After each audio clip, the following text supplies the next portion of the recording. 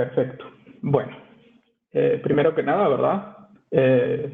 Como ya bien mencionaba Rafael, pues yo tengo ya un par de años, tal vez un poquito más, de estar trabajando de cerca con tecnologías de Amazon Web Services en este caso, ¿verdad? Y pues hoy vamos a discutir, bueno, hablar un poquito acerca de esta base de datos. Vamos a conocer principalmente los conceptos claves y fundamentales que tenemos que tener nosotros bien claros para poder aprovechar y explotar al máximo esta base de datos. Bueno, entonces lo primero que vamos a hacer es hablar un poquito acerca de la agenda. Dentro de la agenda tenemos los fundamentos. Vamos a hablar de qué se trata, qué es Amazon DynamoDB. También vamos a platicar cómo es que funciona, cómo operar con DynamoDB y algunos conceptos de diseño, ¿verdad? Y finalmente, pues vamos a ver algunos temas ahí, enlaces y este tipo de cosas pues, que siempre nosotros les compartimos para que ustedes lo tengan ahí a la mano. Bueno, primero que nada, ¿verdad? Tenemos que entender algo, que cuando hace 30, 40 años quizás, había muy pocas opciones para las bases de datos. ¿Sí? Tal vez este Date, que fue el que fundamentó lo que hoy conocemos como una base de datos relacional, ¿verdad? Fue una de las primeras que más se utilizó en el mercado estadounidense y por ende en el mundo entero. Pero ahora, ¿verdad? Las tecnologías han cambiado un montón, ¿verdad? Tenemos muchísimas opciones, entonces una de las cosas que tenemos que tener claras es de que necesitamos una base de datos para un propósito en específico. ¿Sí? Y en Amazon tenemos esa facilidad porque, por ejemplo, ¿verdad? Aquí encontramos bases de datos relacionales que son RDS, Amazon Aurora, RDS, y ahí podemos tener un motor comercial también como Oracle, SQL Server, incluso podemos tener MySQL, Postgres también, ¿verdad? Dentro de estas opciones. Pero como les decía, ¿verdad? Ahora en este mundo del Internet y de que hay muchísimos dispositivos conectados, el tema de las redes sociales, en ocasiones las bases de datos relacionales pues, ya no se dan abasto, ya no logran cubrir todas las necesidades con la velocidad que se espera que lo hicieran. Entonces ahí donde ya surgen ideas, por ejemplo, como llave valor, las bases de datos no SQL, ¿verdad? En este caso DynamoDB, que es la que vamos a estar tratando en unos minutos. También DynamoDB nos permite almacenar documentos, almacenarlos en formato de JSON, no tiene ningún esquema en específico, lo cual nos facilita a nosotros sobremanera generar diferentes tipos de esquemas. Si quisiéramos también, por ejemplo, trabajar con tema de grafos, pues está la opción de Amazon Neptune. En tema de base de datos en memoria, hay por ahí un par que están como agrupadas dentro de lo que se conoce como Elastic Cache, ¿verdad? Ahí tenemos dos motores, básicamente, Redis y Memcache. Pero que lo que hace es esto, ¿verdad? Tener una base de datos en memoria que nos facilita a nosotros descargar ciertas operaciones como de lectura o de lectura sobre todo, ¿verdad? Que nosotros queremos que nuestras aplicaciones tengan muy poca latencia para que pues, los usuarios tengan una muy buena experiencia, ¿verdad? Al navegar o utilizar nuestro producto o servicio. Y por último, pues también tenemos Elasticsearch, ¿verdad? Que es una base de datos que nos permite indexar documentos, logs, sobre los cuales nosotros podemos después hacer búsquedas. Otros que no están aquí en esta imagen que podríamos mencionar, ¿verdad? Y aunado con serverless, que lo podemos nosotros como tomar de hace 2 presentaciones más o menos que hablábamos un poquito acerca de qué es serverless. También podríamos mencionar dentro de la base de datos S3, ¿verdad? Que S3 nosotros lo podríamos usar como base para un data lake, podríamos colocar ahí nuestros archivos en CSV, textos planos, nos podríamos poner también en formato Parquet. Entonces, también S3 lo podríamos tomar como una base de datos, en este caso, serverless.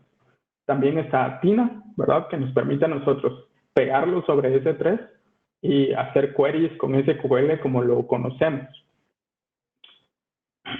Y para los que no sepan, o bueno, creo que se va a empezar a anunciar, la otra semana pues vamos a tener una sesión donde vamos a hablar acerca de Analytics o Data Warehouse y Analytics en AWS, ¿verdad? Y nos va a estar acompañando también en esta charla Iván García, que estuvo con ustedes la semana pasada hablando de VPCs, ¿verdad? Entonces también ahí podemos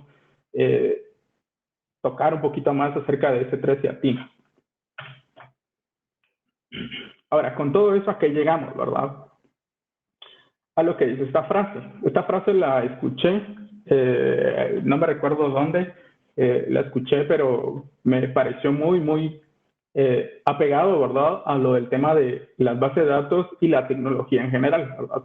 Y es que cuando nosotros tenemos un martillo, miramos que todo parece un clavo, ¿verdad? Queremos solucionar todo con ese mismo martillo.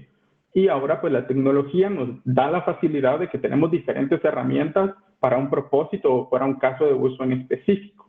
Y al hacerlo, pues nosotros de esa manera podemos aprovechar no solo en temas de flexibilidad, de escalabilidad, de almacenamiento, sino también de costos, ¿verdad? Podemos nosotros, ¿cómo se llama? Disminuir costos y trasladar mucho de las tareas administrativas que se suelen dar con las bases de datos a la nube, en este caso, ¿verdad? Que sería AWS. No lo que aquí autor, ¿verdad? Para que no digan que me la estoy usurpando, porque hay varios,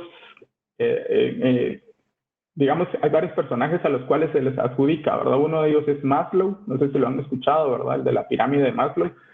Y pues creo que él es el que la dijo, pero pues por si ustedes quieren investigar y conocer un poquito más, pues se los dejo ahí.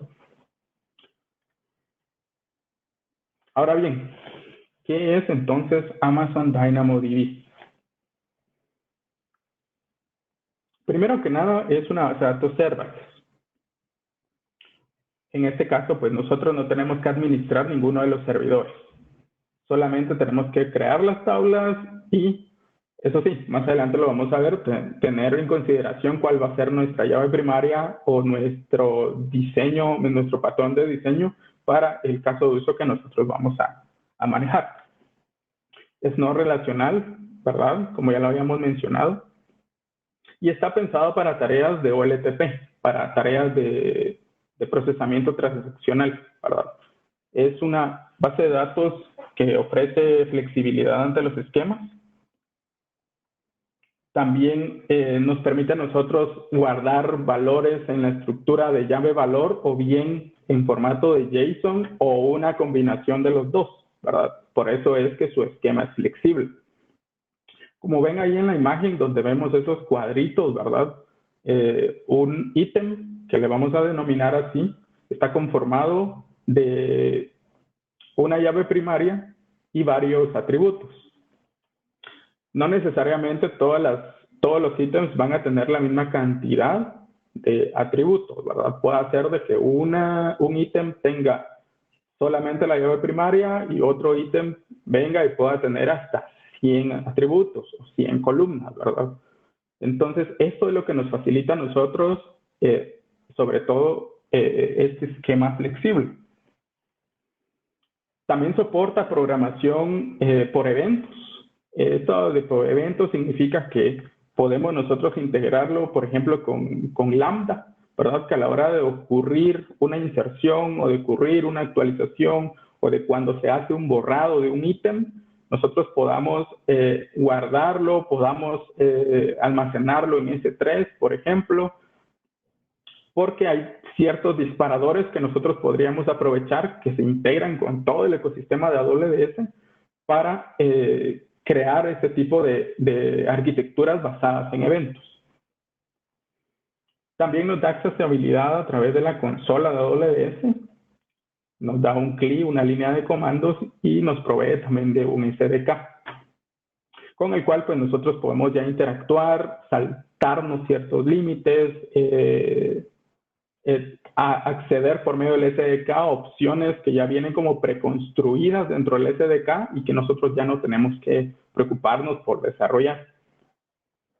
Es altamente disponible, lo vamos a ver adelante, pero es altamente disponible, es durable, ¿verdad? Todo eso lo administra Amazon. Amazon se encarga de replicarlo en varias zonas de disponibilidad, de tener varias copias en las zonas de disponibilidad, de escalarlo, ¿verdad? Cuando sea necesario, dependiendo de cómo nosotros la hayamos creado o seteado nuestra tabla. Escala horizontalmente, eso significa que no es que tenga más RAM, sino que crece como con más servidores a los lados sin que nosotros tengamos que intervenir directamente. También nos provee de reglas para que nosotros podamos configurar el acceso.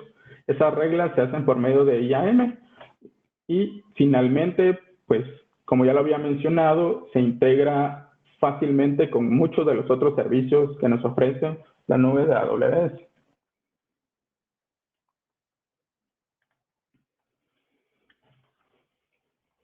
¿Cómo es que trabaja DynamoDB? Vamos a entrar un poquito más a detalle de cómo es que funciona una tabla y un ítem y el tema de las particiones. Ahora, esto es importante, ¿verdad? Que nosotros lo tengamos claro porque esto nos va a permitir, como les mencionaba al inicio, al conocer nosotros cómo es que funciona, nosotros vamos a tener más claridad de cómo crear nosotros la tabla, ¿verdad? Entonces, en este caso, como les mencionaba, cada una de los ítems tiene atributos, que nosotros les podemos ver esos atributos como columnas, ¿verdad? Cuando hablamos de una base de datos relacional. Cada ítem requiere al menos una columna o un atributo.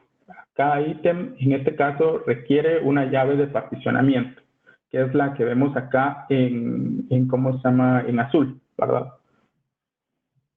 Eso es obligatorio. Tenemos nosotros que especificar una llave de particionamiento. Y opcionalmente podemos nosotros también indicar una llave de ordenamiento, una sort key. Esa sort key es opcional y por medio de ella es como generar un índice que nos va a nosotros a permitir ordenar la información.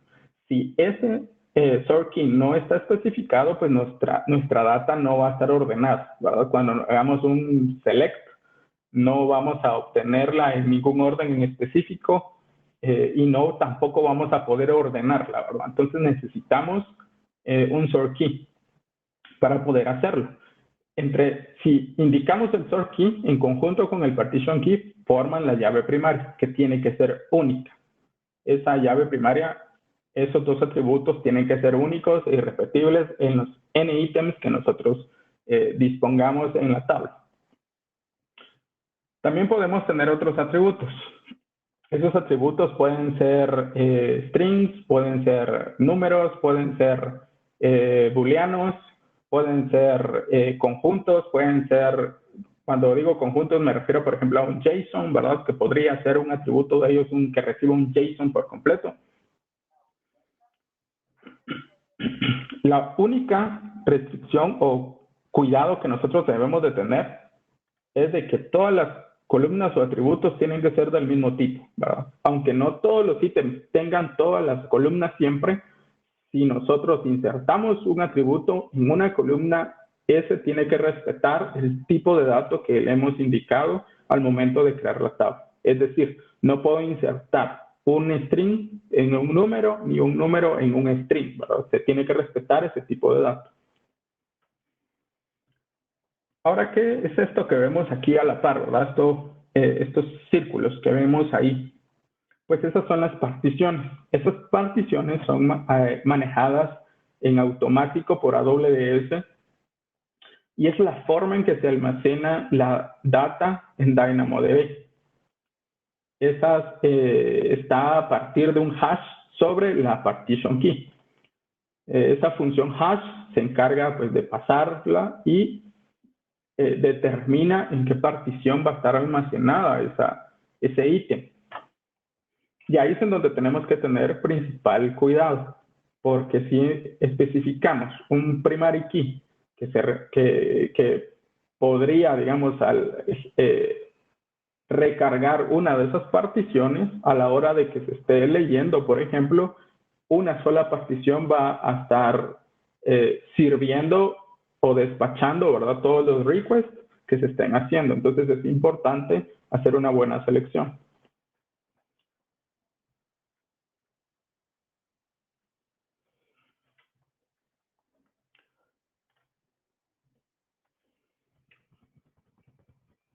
Acá está un poquito más en detalle que es un ítem, ¿verdad? Cómo está conformado. Como les mencionaba, ¿verdad? Un ítem puede ser de tipo string, de número o binario. Solo los mapas o las listas no pueden ser llaves primarias. Y si necesitamos que una, por ejemplo, como lo vemos acá en este documento, que este person ID sea nuestra llave primaria, pues lo que tenemos que hacer es sacar ese person ID a un atributo en específico y almacenar como valor todo el documento. Entonces tenemos también números y tenemos booleanos. Es así sencillo. Ahora aquí vemos un poquito más claro para qué nos sirven las sort keys. ¿Verdad? Supongamos en este caso que tenemos una tabla donde tenemos datos de diferentes sensores, ¿verdad? Que se está recopilando información de esos sensores, en este caso, ¿verdad? Temperatura. Pero nosotros en algún punto quisiéramos saber, por ejemplo, la temperatura promedio en cierto horario o en cierto rango de horarios, ¿verdad? Entonces ahí es donde nosotros podemos integrar el sort key y a eso nos permite a nosotros generar una llave única que luego nos va a permitir a nosotros pues obtener ese rango y ordenar, ¿verdad? La salida de nuestra información.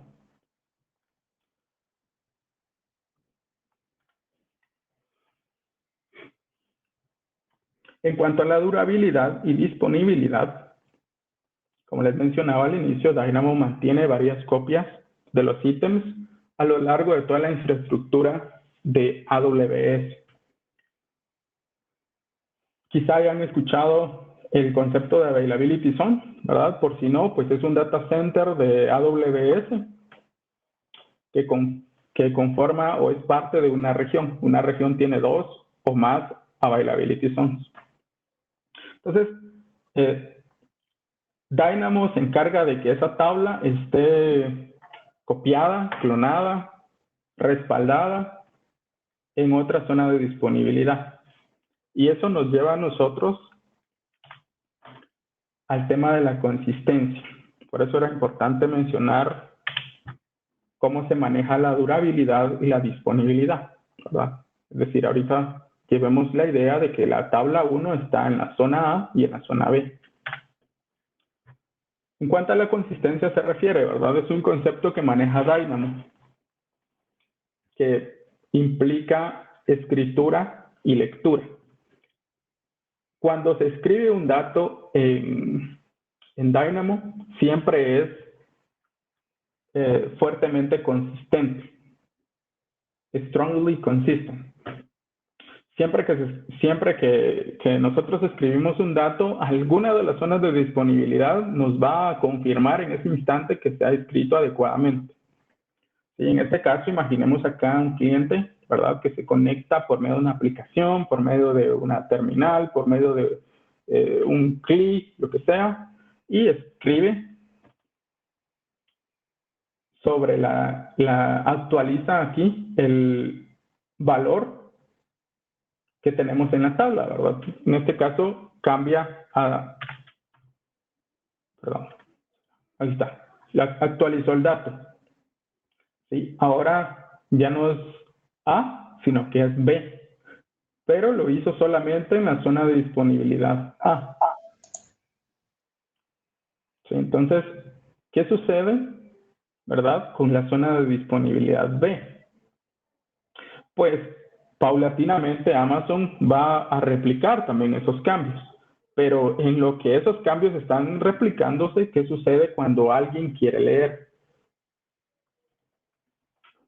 Hay dos tipos de forma de leer dentro de Dynamo. Una es eventually consistent y la otra es strongly consistent, ¿verdad? Eventualmente consistente y fuertemente consistente.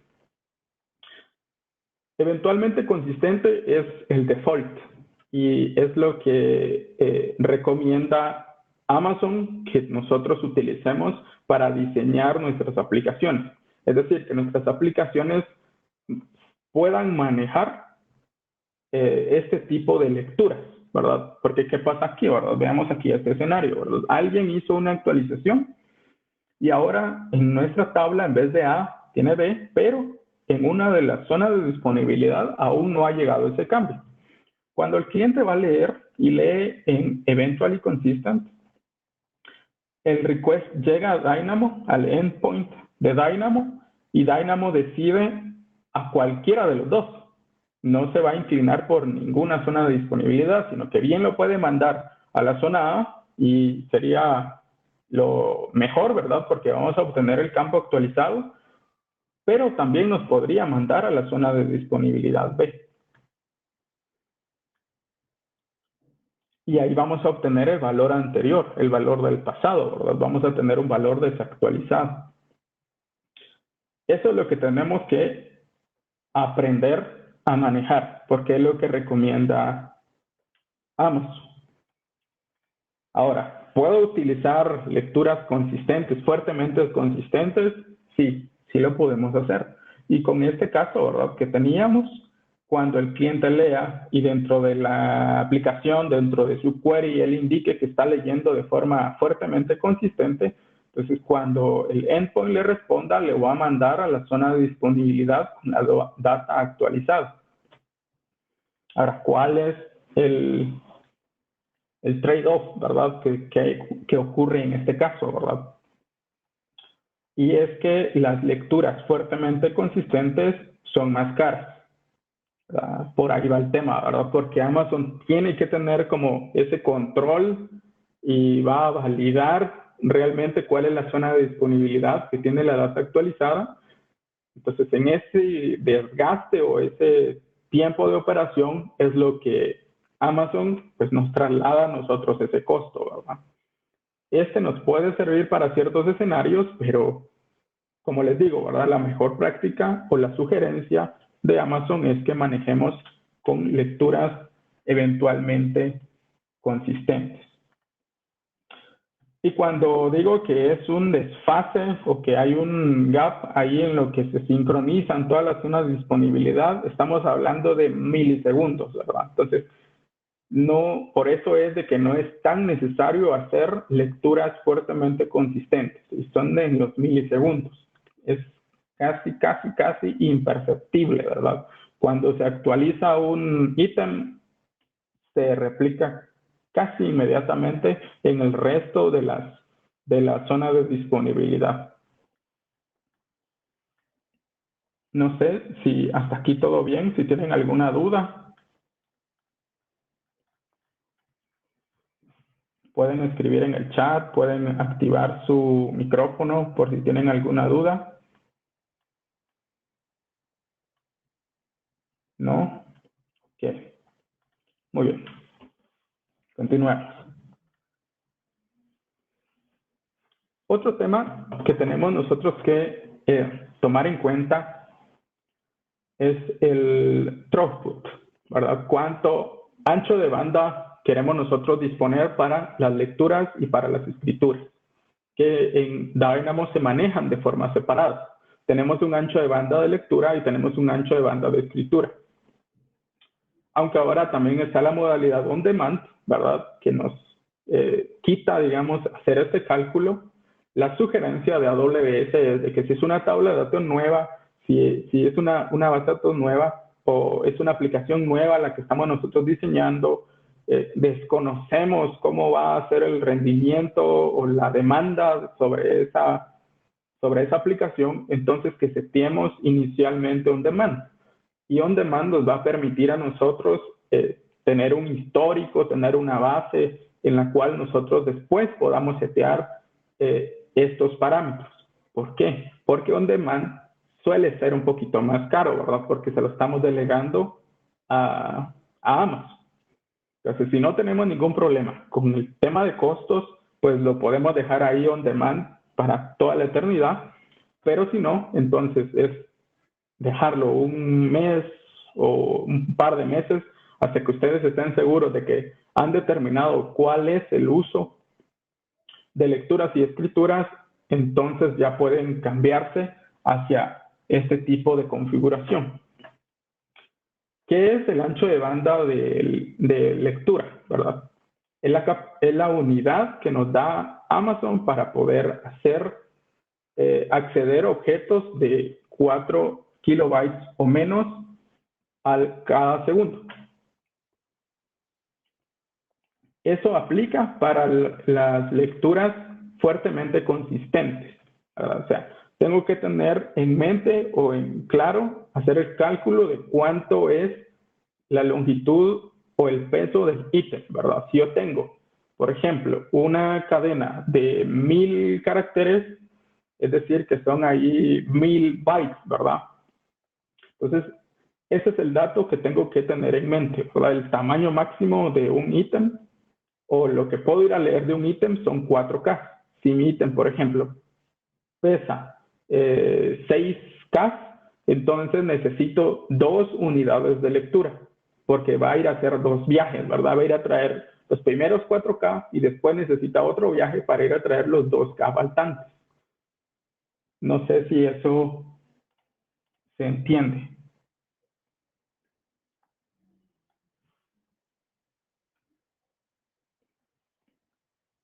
No sé si hay dudas.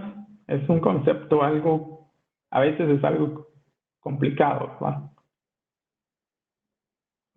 Ok, aquí dice alguien, vamos a ver, dice si es una base de datos serverless, quiere decir que no me preocupo por el servidor. Sí, correcto. Ah, ya, fuga de datos. Ah, ok, aquí Ángel, lo vamos a ver más adelante, Ángel, cómo es el tema de seguridad. Tenemos ahí un par de opciones que nos permiten a nosotros restringir el acceso, ¿verdad? Que de por sí es bastante seguro y pues obviamente ya va de la mano de cómo estoy diseñando mi aplicación, ¿verdad? Que tenga certificados, si es por medio de una VPN, ¿verdad? Entonces ahí van otros temas, pero vamos a entrar a detalles un poquito después. Claro, vamos a repetir acá de nuevo la explicación de las unidades de lectura. Ok, entonces le repito, ¿verdad? Cuando hacemos lectura, Dynamo va a ir a leer ítem por ítem. ¿Sí? Si pongámoslo en esa manera. Entonces, si el ítem pesara 5K, dentro del aprovisionamiento para mi tabla, yo tendría que colocar que necesito 2 unidades de lectura para que no haya un efecto de cuello de botella, ¿verdad? Para que pueda responder según la demanda.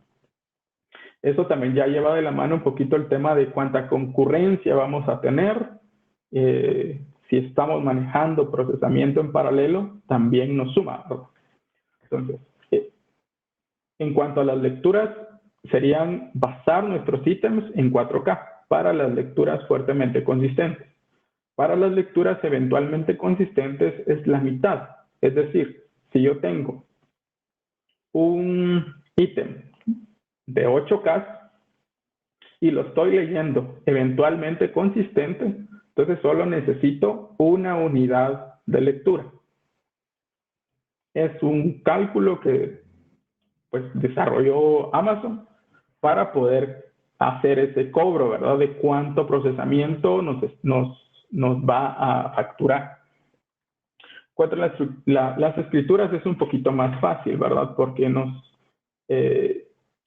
es por cada kilobyte, ¿verdad? Si nosotros sabemos que vamos a escribir archivos de ítems, perdón, de 10K, entonces necesitamos 10 unidades de escritura para poder hacerlo de forma óptima, ¿verdad?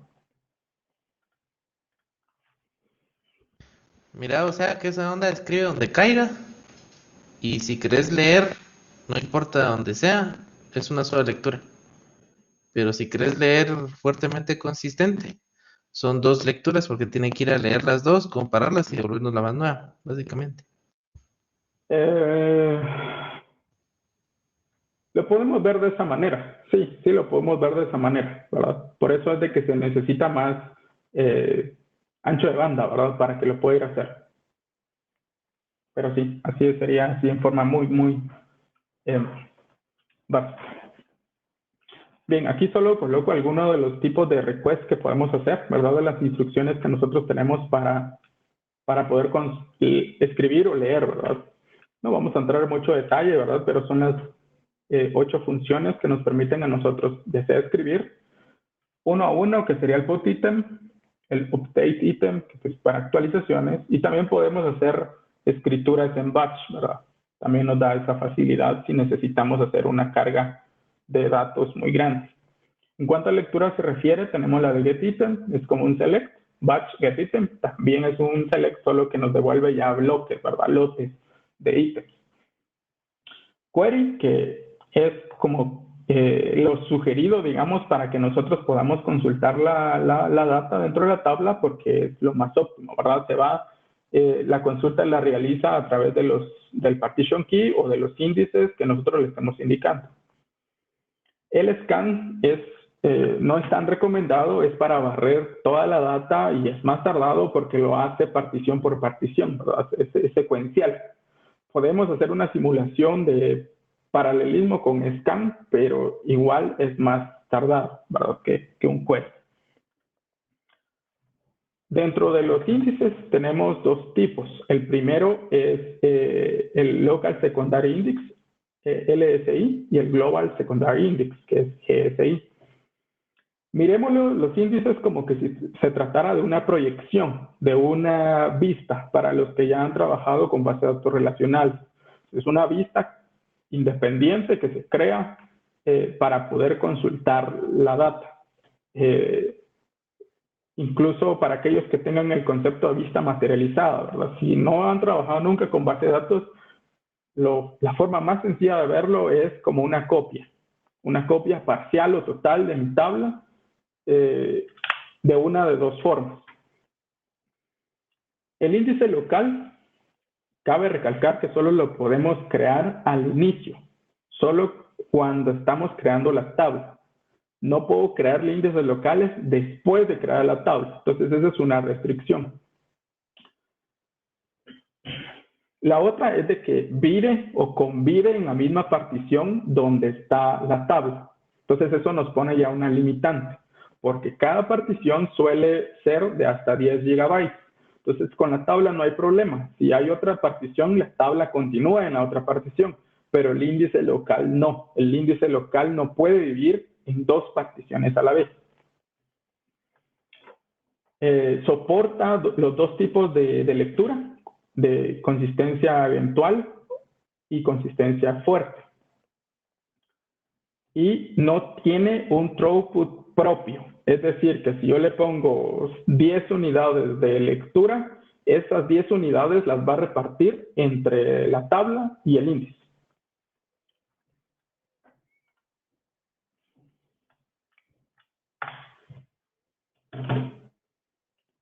Los índices globales son como, los podemos tratar como una tabla extra, como una tabla más. Para todo lo que ya hemos visto que aplican sobre las tablas, aplican sobre los índices globales, ¿verdad? Tienen sus particiones, podemos indicar sus particiones de ordenamiento, se divide también en los diferentes shardings o particiones.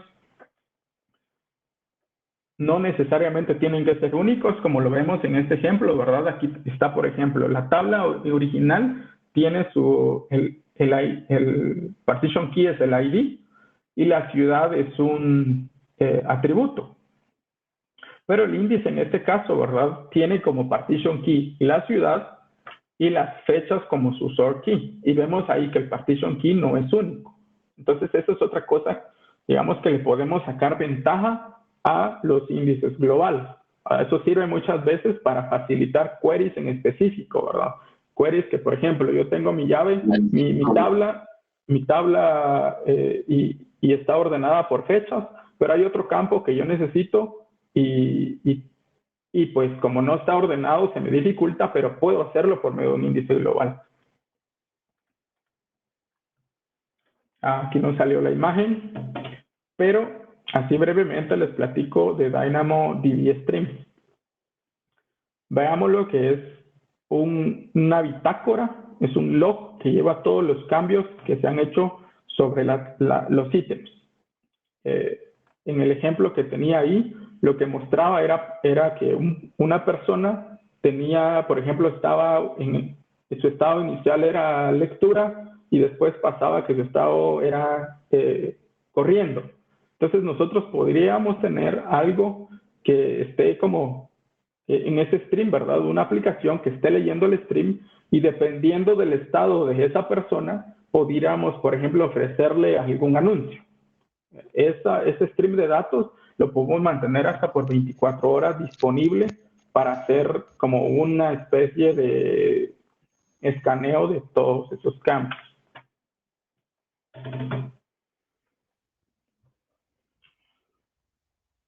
No sé si hasta aquí hay alguna duda, algún comentario.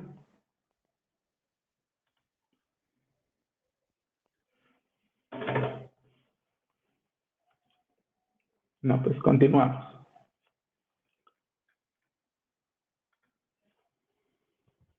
Una de las primeras cosas que tenemos que hacer con Dynamo es pensar que va a fallar algo, ¿verdad? Que de hecho casi todo falla, ¿no? Entonces tenemos que pensar en cuáles son las fallas que pueden ocurrir y preparar nuestra aplicación, nuestro cliente, el usuario, cómo manejar esas fallas, ¿verdad? Dentro de esas tenemos dos tipos en particular, ¿verdad? Que nos devuelve un código, ¿verdad? Ese código son código 400 o código 500, 4XX o 5XX, ¿verdad? Entonces tenemos que nosotros tomar en cuenta eso para poderlos manejar de la forma más amable posible, ¿verdad? Entonces, cuando los errores 400 son aquellos que normalmente dependen de nosotros. Por ejemplo, no le pasamos un parámetro, estamos indicando una columna que no existe, ese tipo de cosas, ¿verdad? Entonces, eso ya es más como del lado nuestro, que estamos, por algún tema de configuración, no estamos consultando bien, ¿verdad? De repente queremos consultar y no existe el índice todavía, algo por el estilo. Los errores, dentro de los errores 500 también a veces se obtiene de que pues no se pudo procesar porque ya no hay ancho de banda. Entonces eso es simple, ¿verdad? Nos va a decir que volvamos a intentar después porque está ocupado, mucha concurrencia, no le hemos puesto toda la capacidad que necesitábamos, ¿verdad? Entonces ese ya es un tema de corregirlo o de que la aplicación lo maneje reintentos. Y los errores 500 normalmente son del lado de AWS, ¿verdad? Pasan muy poco, pero pueden suceder de que un servidor, ¿verdad? Una zona de disponibilidad se cayó, de que uno de los servidores donde justamente estaba nuestra tabla se murió. Entonces, eso provoca esos errores 500, ¿verdad? Y ahorita empata porque es que Amazon sugiere las lecturas eventualmente consistentes. Porque ¿qué sucede si nosotros estamos leyendo fuertemente consistente y el servidor, la zona de disponibilidad, está fuera de servicio, ¿verdad? Entonces eso hace de que nuestro usuario pues experimente una situación ahí por no poder hacer la transacción o la operación que pues estaba haciendo, ¿verdad? Viendo aquí.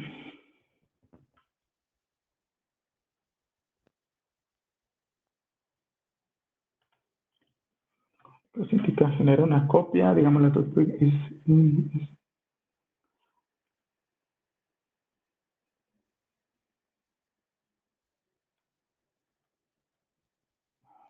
Marco, no sé si me puedes replantear tu pregunta. Dice, ¿cómo indicas que genera una copia?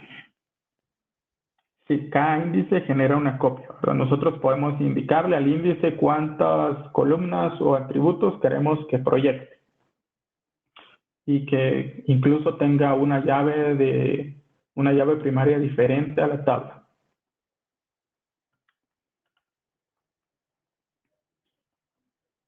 Ok, necesitas distintos filtros. Ah, buena pregunta. A ver si nos da chance de llegar a eso, pero yo creo que sí. Pero sí, eso está contemplado dentro de uno de los patrones de diseño, de cómo nosotros podemos aprovechar, digamos, los índices. No necesariamente se tiene que crear para cada caso un índice global, es lo que se suele hacer, pero en cuanto a límites se refiere, solo podemos crear 5 índices locales para todas las tablas. O sea, son 5 índices por las n tablas que tengamos, ¿verdad? Índices locales. Y los índices globales tenemos un máximo al momento de 20 índices globales por cada tabla.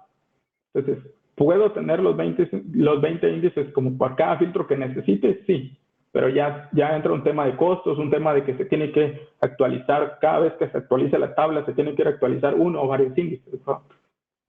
Entonces, hay técnicas para poder como hacer un workaround ante esa situación. En cuanto al manejo de las operaciones en batch, ¿verdad? Pues Amazon DynamoDB nos retorna cuáles son los ítems que no se procesaron y cuáles son los ítems que fallaron, ¿verdad? Básicamente, entonces tenemos que crear dentro de nuestra aplicación un procedimiento para poder manejarlo.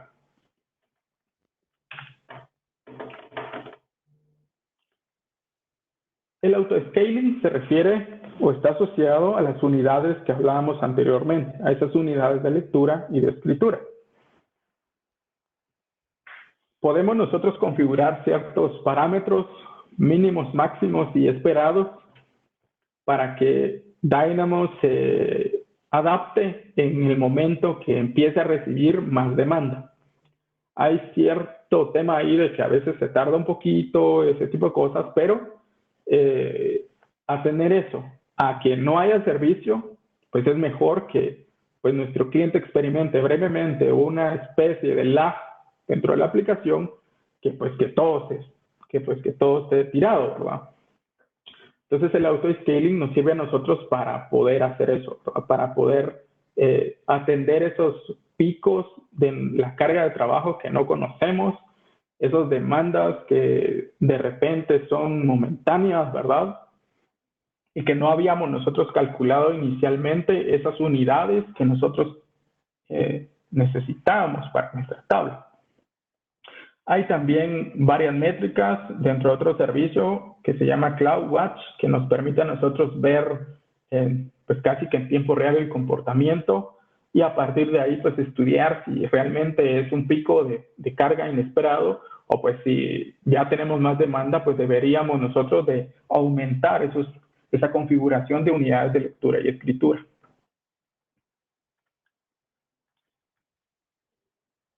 Esto, el autoscaling aplica tanto para las tablas como para los índices globales. Y está por default, ¿verdad? Está encendido. Nos permite atender esas cargas de trabajo inesperadas un poquito más amablemente. Como dice ahí, ¿verdad? Nos permite a nosotros como una especie de red para atender esos casos inesperados. Y pues sí toma un poco de tiempo para aprovisionar esa nueva capacidad.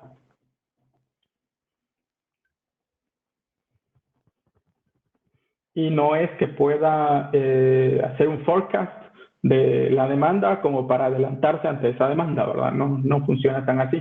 Con el on-demand es que se soluciona, pero volvemos al tema de costo, ¿verdad? Que tampoco es exagerado, pero que podría ser una vía si no queremos manejarlo de esta manera, ¿verdad? Con unidades y autoscale.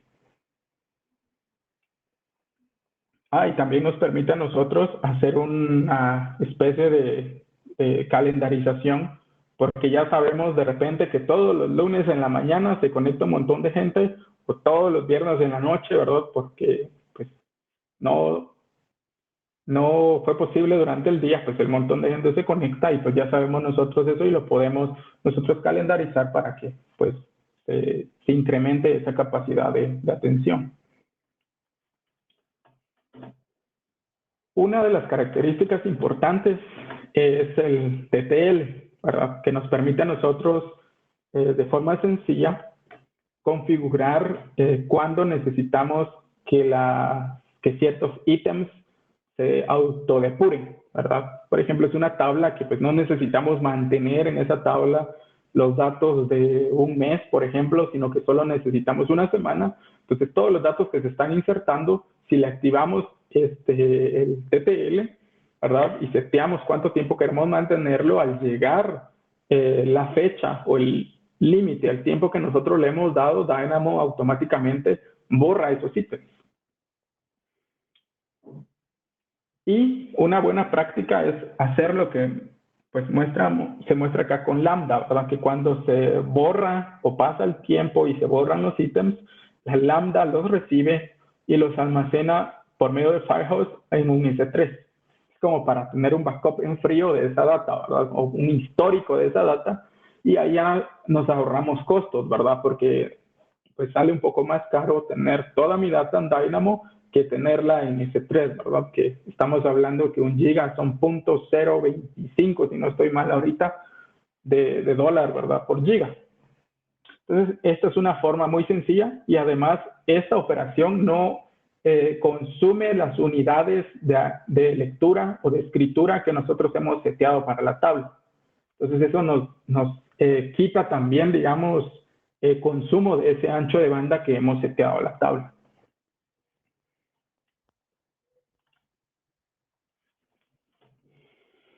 Contestando una de las preguntas que plantearon, ¿verdad? En cuanto al tema de seguridad, hay dos aristas. Una de ellas es que por medio de IAM nosotros podemos llegar a crear políticas tan restrictivas o tan granulares como nosotros querramos, ¿verdad? Podemos decirle que solo cierta persona pueda leer toda la tabla, otra persona puede leer solo los ítems que tengan cierta llave o que cumplan cierta condición. Entonces se maneja de esta forma. Esa es una de las maneras. Otra que es bastante usada es utilizar VPC endpoints. No sé si seguramente o quizás se mencionaron en la sesión anterior, pero un VPC endpoint es como un enlace interno dentro del data center de AWS, es decir, no sale al internet. Entonces eso pues nos da otra capa de seguridad adicional por si es información como muy confidencial o algo por el estilo, ¿verdad? Que nosotros pues estamos manejando en Dynamo.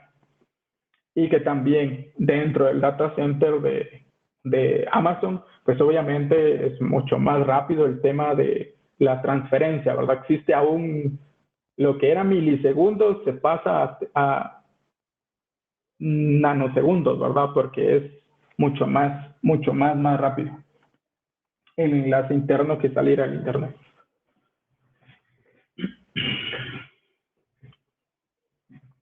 No sé si hay dudas hasta el momento de lo que hemos visto.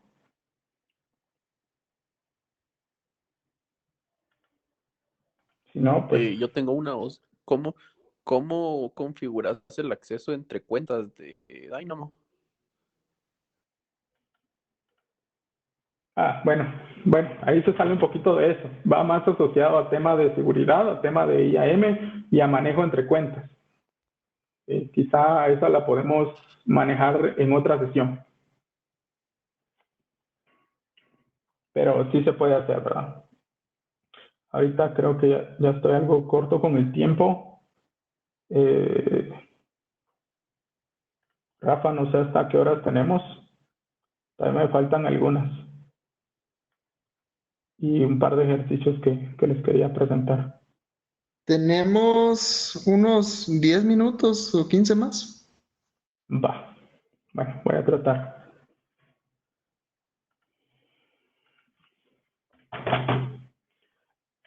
Ok. TAX o Dynamo Accelerator, veámoslo como un caché que nosotros podemos habilitar para nuestras tablas. ¿Verdad? Lo que nosotros ya de por sí, Dynamo nos da tiempos de respuesta en los milisegundos, con DAX el tiempo de respuesta podría ser de submilisegundos. Eso pues o nos permite, ¿verdad?, que los tiempos de respuesta se reducen, ¿verdad? Los tiempos de respuesta y veamos que aquí dice eventualmente consistentes. No es que no se pueda utilizar fuertemente consistentes, sino que todo lo que nosotros consultamos con fuertemente consistente solo pasa de largo el caché, ¿verdad? No se queda en el caché. Necesitamos utilizar lectura eventualmente consistente para que funcione el caché de Dynamo. Y eso nos permite también incrementar el throughput, ¿verdad? Para aquellas tareas que son muy pesadas en cuanto a lectura o que son inesperadas, ¿verdad? Y que son picos altos en ciertos momentos, ¿verdad? Entonces, todas esas lecturas las podemos hacer por medio de Dynamo DBAS Accelerator. Este nos va a dar otro endpoint. Entonces, dentro de nuestra aplicación tenemos que tomarlo en cuenta, ¿verdad? Para que, por ejemplo, los reportes o algo por el estilo se conecten por medio de ese endpoint y las otras operaciones como transaccionales se conecten a la tabla directamente. Entonces, se pueden manejar separado, ¿verdad? También está el concepto de backup y restore, ¿verdad? Como por default, ¿verdad? O en automático, Dynamo siempre está sacando backups a las tablas, algo que se conoce como point in time recovery. Nos permite a nosotros hacer rollback hasta 35 días atrás en cualquier momento en el tiempo, ¿verdad? Con esta funcionalidad que nos está dando Dynamo. También podemos sacar backups manuales, ¿verdad? Estos backups manuales ya están más pensados, por ejemplo, en que si yo quiero mantener un histórico, ¿verdad? Porque el point in time recovery pues solo me da 35 días. Entonces, no sé, cada fin de mes, por ejemplo, puedo sacar un backup manual y tenerlo ahí a lo largo del año, ¿verdad? Por si se llegara a necesitar. Generalmente esto funciona, el restore funciona que crea una nueva tabla, ¿verdad? Es la sugerencia, ¿verdad? Crear la nueva tabla con el backup y comparar si es necesario con mi tabla original y ya después borrar la tabla original o pues hacer un fork y crear, por ejemplo, un ambiente de calidad o de desarrollo con esa copia, ¿verdad? Y pues generalmente no toma mucho tiempo, es totalmente transparente, no hace consumo de nuestro ancho de banda aprovisionado para la tabla, ¿verdad? Algunas mejores prácticas para el monitoreo como tal es hacer uso de CloudWatch, ¿verdad? Que ahí podemos ver varias métricas, crear alarmas, ¿verdad? Para que pues, nos alerte, por ejemplo, que se están dando demasiados errores 400 o demasiados errores 500 y pues que ya nos llegue un correo y que nosotros nos enteremos y podamos validar qué es lo que está sucediendo. Y pues así como está acá, pues son típicamente las gráficas que nosotros vamos a poder ver.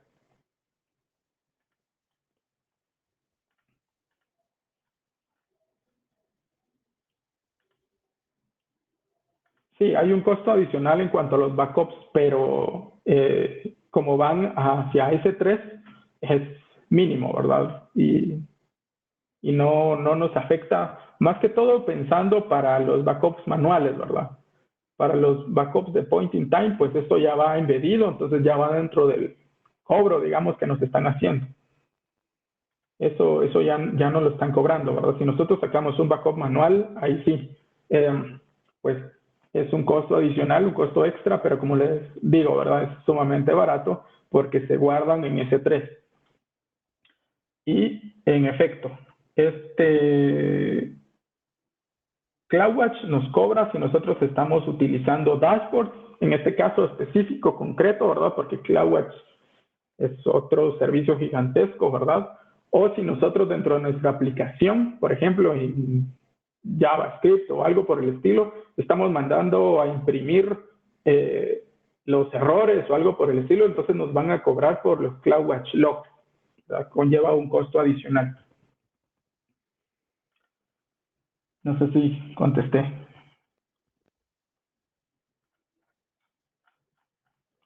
Ok. ¿Qué otras consideraciones en cuanto a diseño se refiere debemos de tomar, verdad? Dynamo trata de distribuir lo más parejo posible los ítems, ¿verdad? Dentro de las particiones dentro de los shards que pues maneja tras bambalinas, ¿verdad? Pero tiene que ver mucho. Por ejemplo, ¿qué pasaría si nosotros creamos una tabla y la llave primaria es el código de país, ¿verdad? Por ejemplo, en letras, ¿verdad? Tenemos GC para Guatemala y CR para Costa Rica. Entonces, si estamos insertando nosotros ese tipo de información, es muy probable que se generen particiones que van a tener, o que son conocidas como particiones calientes, ¿verdad? Que van a ser particiones que van a tener mucha más información que otras, ¿verdad? Por ejemplo, si tenemos dos países, pero nuestros usuarios,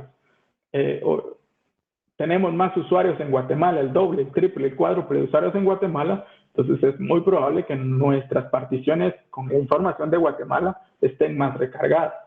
Entonces, la sugerencia ahí sería cambiar la llave de particionamiento y poner, por ejemplo, el DPI o un ID o algo que nosotros podamos manejar, o como nos muestra acá, ¿verdad? Esta sugerencia que es agregarle a cierto valor que yo tenga un número random o un sufijo que yo pueda manejar para que a ese, cuando se le pase la función hash, pues sea más diferente y pues quede un poquito más distribuido a lo largo de todas las particiones que se vayan generando, ¿verdad? Entonces esto es clave, ¿verdad? Tal vez nos vamos a tardar un poquito más en haciendo este análisis, pero a la larga eso nos puede prevenir muchos problemas, ¿verdad? Ya cuando se está operando. Otra consideración de diseño es mantener tablas separadas. Por ejemplo, en este caso tenemos unas tablas que manejan órdenes. Entonces, algo usual es que se tiene, por ejemplo, la tabla para cada mes o para cada trimestre. Entonces, cuando hay un cambio de trimestre, se genera una nueva tabla porque lo más seguro es de que esa nueva tabla sea la que se esté consultando más constantemente.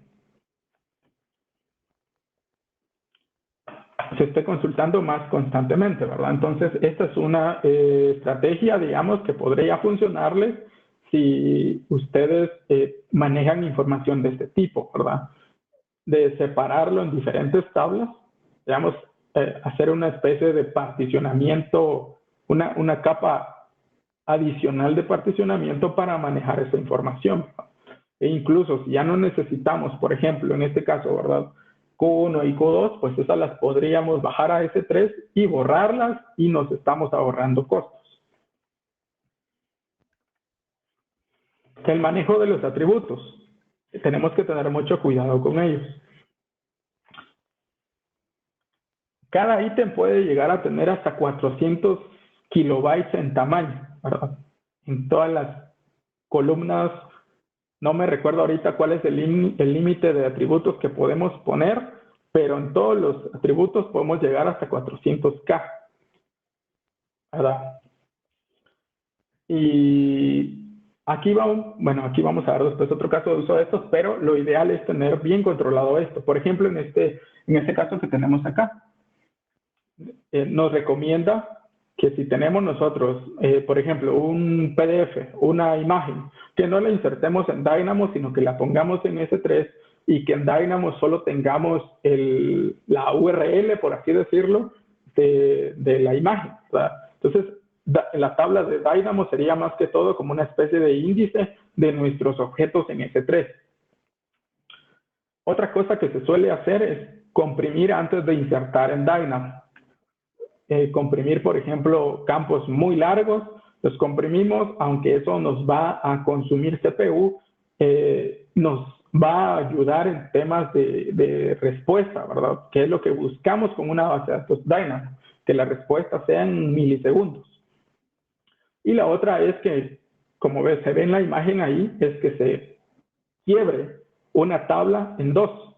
Entonces, por ejemplo, en este caso tenemos una tabla de reviews, y en la tabla principal solo vamos a tener como que los campos pequeños o los que más se suelen consultar, y vamos a llevar un conteo de cuántos bloquecitos separamos nosotros, lo que deberíamos de tener en un solo atributo. No sé si me explico, ¿verdad? Entonces el ID ahí está armado es como una llave compuesta, ¿verdad? Está armado con el ID y la fecha de reply, ¿verdad?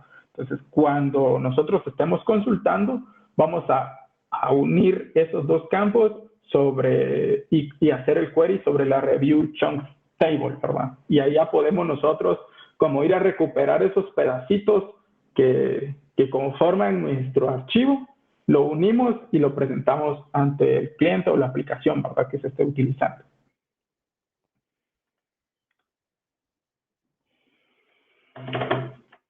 Como ya les había mencionado algo acerca de los límites de los índices, pues tenemos que saber utilizarlos. No es que tengamos que crear índices por montón, ¿verdad?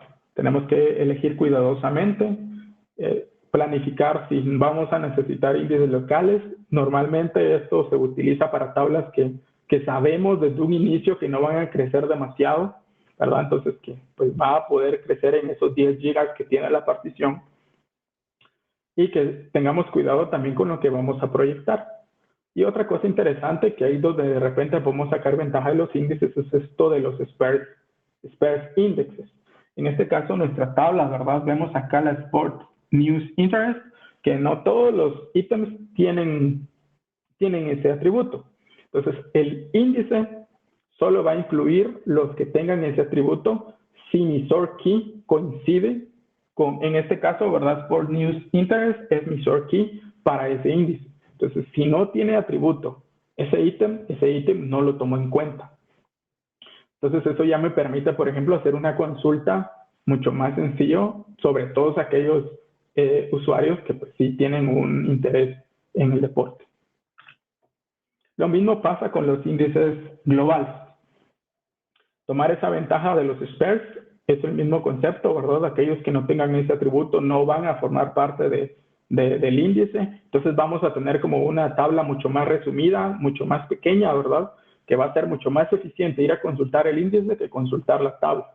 También podemos utilizar los índices globales, como ya habíamos visto, ¿verdad? Son como un clon de la tabla, entonces podríamos tener otro clon y tenerlo como un read réplica, ¿verdad? Para que los reportes vayan al índice y no a mi tabla, ¿verdad? Y también aprovechar que cada índice puede tener sus propias unidades de procesamiento. Están también los mecanismos de bloqueo, que cabe mencionar, ¿verdad?, que esto pues se tiene que manejar dentro de nuestra aplicación.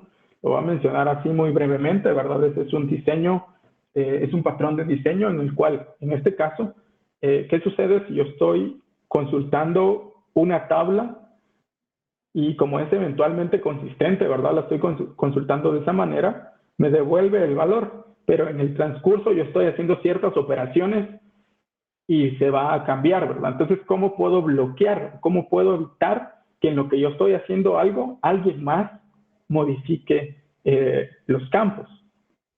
Entonces, ahí es donde entra este mecanismo, ¿verdad?, que se llama optimista, porque toma los valores, cambia llevamos un version number que nos permite a nosotros como saber si ese campo está o no está bloqueado. Básicamente esa es la manera en que funciona.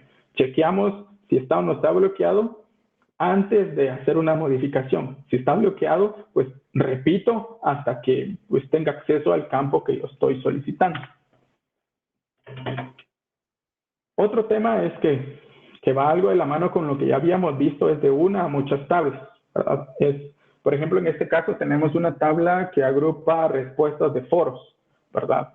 Entonces, como ya vimos que tenemos una limitante en cuanto al tamaño de ítems, ya vimos que pues, nos podría salir muy caro porque cada vez que yo voy a ir a modificar un ítem, un atributo de un ítem, DynamoDB lo que hace es traer el ítem completo, ¿verdad? Entonces, no me puedo dar el lujo de estar gastando unidades de procesamiento en las tareas operativas, ¿verdad? Entonces, lo que se recomienda es separar, ¿verdad? En este caso, tener una tabla como maestro detalle, digamos, sería el mismo ejemplo, para poder hacer esas consultas de una forma más eficiente. Aunado con lo anterior, ¿verdad? También podemos nosotros tener como tablas que agrupen los campos más consultados y en otra de detalle, pues tener el resto de los campos. O bien analizar si lo que necesitamos es un índice, ¿verdad? Crear un índice con esos campos más consultados. Entonces hay, como se dan cuenta, hay muchísimas estrategias para el manejo de nuestras tablas y de nuestros índices, de garantizar la escalabilidad sobre todo y mantener esos tiempos en milisegundos.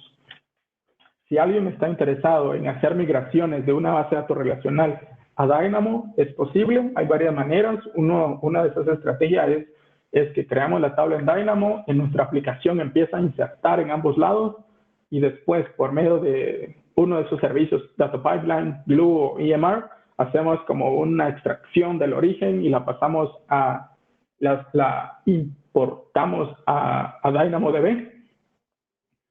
Y digamos ahí donde tenemos que tener es en ese espacio, ¿verdad? Tenemos que tomar todas esas consideraciones de diseño, todas esas consideraciones para que podamos explotar la capacidad de Dynamo.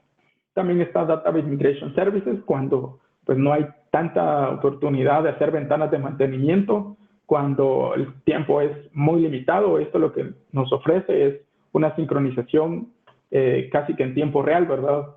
Entre la fuente y el destino. Y finalmente tenemos aquí algunos recursos. Les coloco acá cómo se llama la página de los límites. Eso pues siempre se los recomiendo, ¿verdad? Que estén chequeando esos límites. Algunos de esos límites son soft, es decir, que si hacemos un ticket, pues Amazon nos puede liberar ahí un poquito el chorro, digamos, como en el caso de los índices globales, nos pueden dar un poquito más de índices globales, pero pues hay que saber manejarlo, ¿verdad? Entonces siempre ir a ver esos límites. Les dejo también este enlace a una charla, ¿verdad? Al reInvent del año pasado, donde se enfocan 100% en patrones de diseño, ¿verdad? Estamos hablando de Estados Unidos, sus casos de uso, sus aplicaciones y sus tablas pues son enormes, ¿verdad? Entonces ahí podemos obtener muchas estrategias para manejar la data. Y otro enlace a unos hands-ons, ¿verdad? De AWS.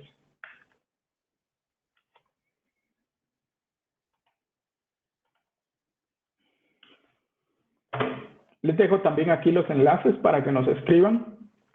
El correo, ¿verdad? De itzData.tech, hello@itzData.tech, nos pueden escribir, ya algunos lo han hecho.